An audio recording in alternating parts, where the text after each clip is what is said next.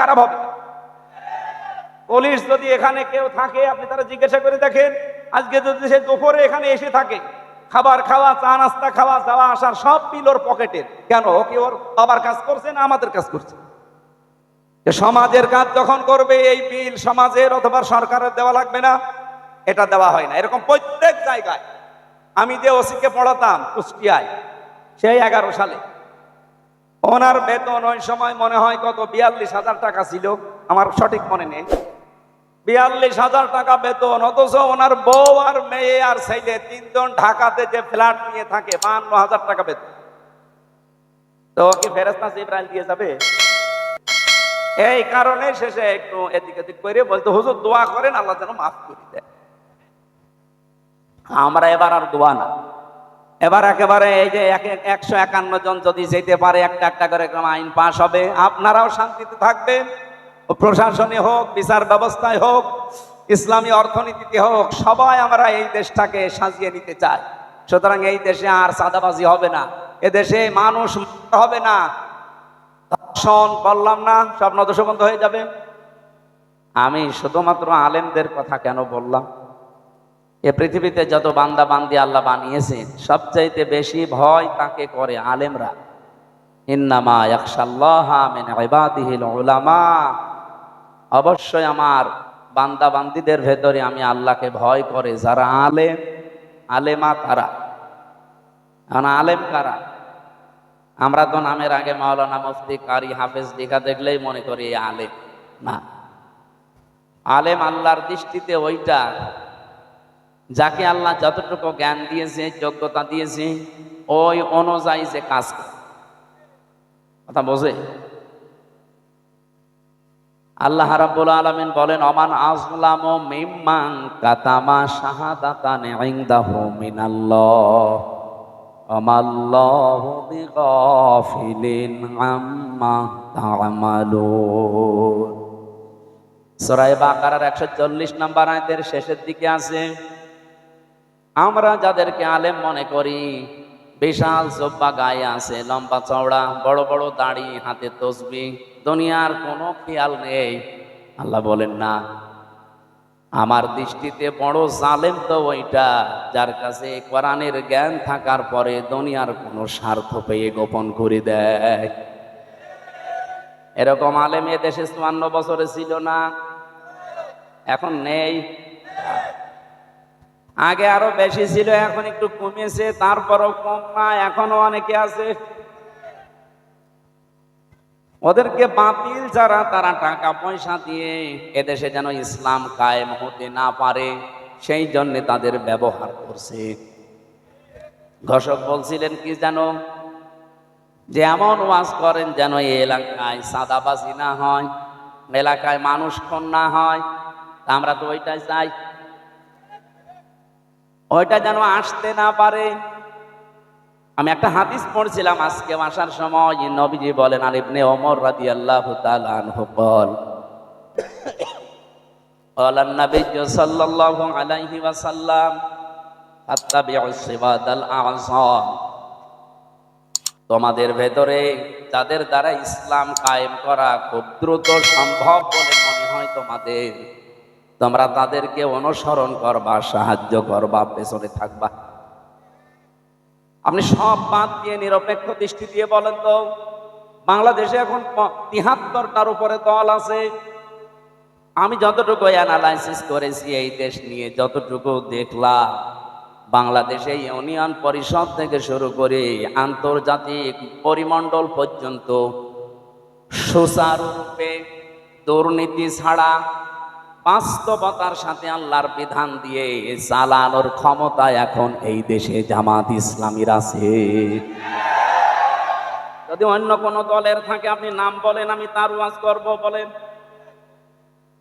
হ্যাঁ, ইসলামপন্থী দল এখনো প্রায় আছে 39টা।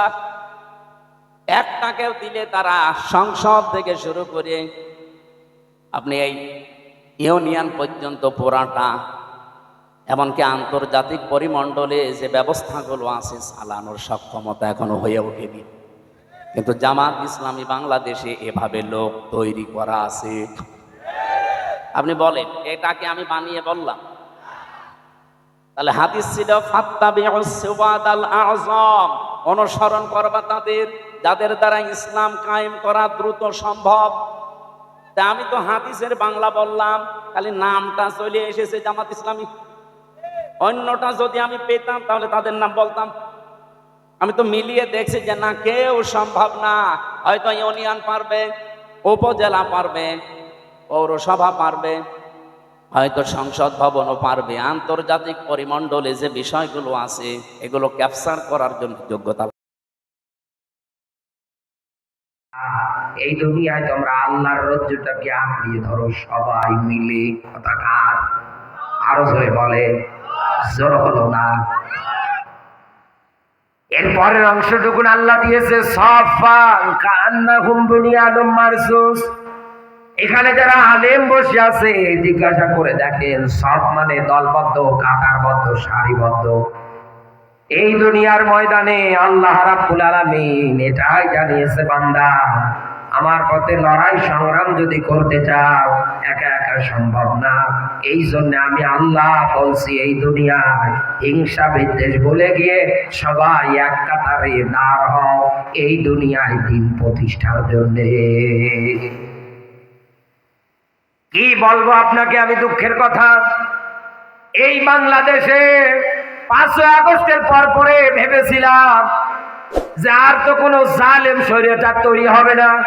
আমরা যারা টুপিওয়ালা আছি, আলেম আছি, সবাই হিংসা বিদ্বেষ ভুলে গিয়ে এক প্ল্যাটফর্মে এসে আমরা আগামীতে আল্লাহর কোরআন দিয়ে দেশটা চালাতে পারবো। ওরে আল্লাহ, যেই না এই দেশে শয়তান পালালো, এরপর পরে এই দেশে আরো বড় শয়তান মাথা চারা দিয়ে দাঁড়াচ্ছে। আর এদের পাশে আমাদের মতো কিছু মোল্লা বলবি না।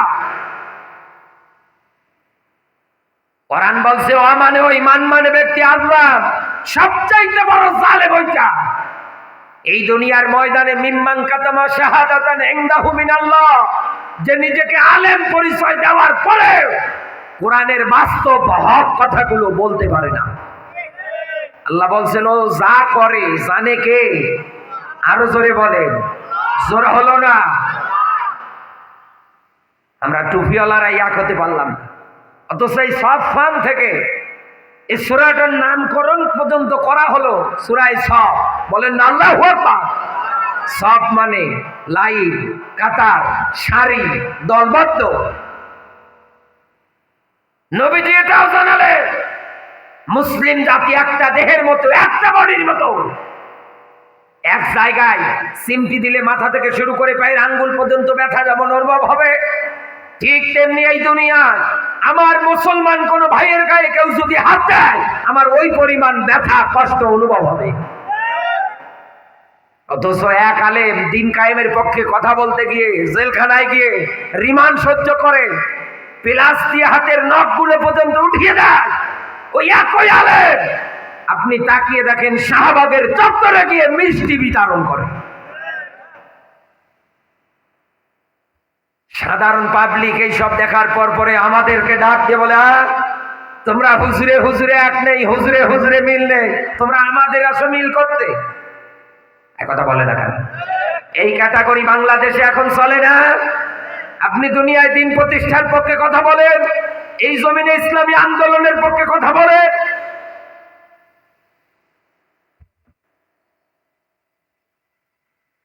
কে কথা বলবে না?